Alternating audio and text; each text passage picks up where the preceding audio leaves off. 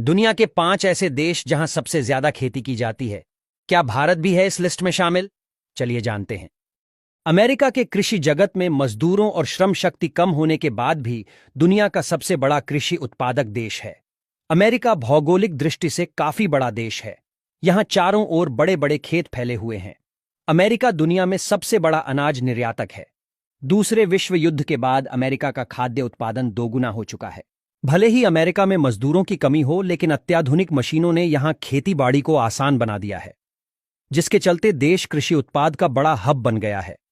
America दुनिया में मक्के का सबसे बड़ा उत्पादक है, जबकि गेहूं उत्पादन में इसका दुनिया में तीसरा स्थान है। दुनिया में सबसे ज्यादा अनाज, सब्जियां और फल पैदा करने के मामले में चीन कहीं आगे निकल चुका है।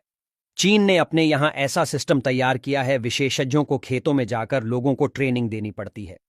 वे किसानों से तालमेल बिठाने की कोशिश करते हैं ताकि अच्छी पैदावार हो सके।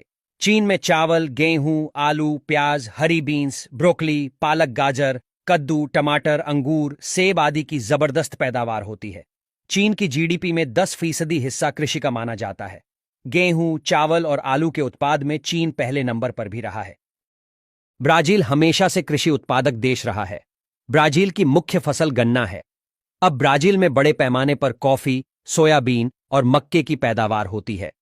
यहां संतरे, अनानास, पपीता और नारियल का भी काफी ज्यादा उत्पादन होता है। ब्राजील अपनी पैदावार को बड़े पैमाने पर निर्यात भी करता है। रूस रक्षा और औद्योगिक क्षेत्र में काफी आगे खड़ा है, लेकिन यहां खेती से भी करीब 16% लोगों का रोजगार जुड़ा है। रूस की 23 मिलियन हेक्टेयर से ज्यादा जमीन पर चुकंदर, गेहूं, आलू, जौ और मक्का की खेती की जा रही है। गेहूं रूस की प्रमुख फसल मानी जाती है। वहीं हमारा भारत कृषि उत्पादन के लिहाज से नंबर 2 पर माना जाता है। भारत में बड़े पैमाने पर अन्न, दलहन, सब्जियों और फलों की पैदावार होती है। हालांकि उत्पादकता के मामले में भारत अमेरिका, चीन और ब्राजील से नीचे है।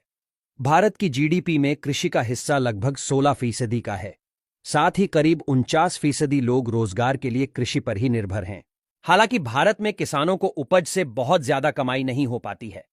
कई इलाकों में तो बुआई के लिए लगाया गया पैसा तक किसानों के लिए निकालना मुश्किल हो जाता है। बाकी देशों में जहां आधुनिक संसाधनों का इस्तेमाल कृषि में किया जा रहा है, तो वहीं भारत में आज भी बड़ी संख्या में किसान पारंपरिक तरीके से ही खेती कर रहे हैं।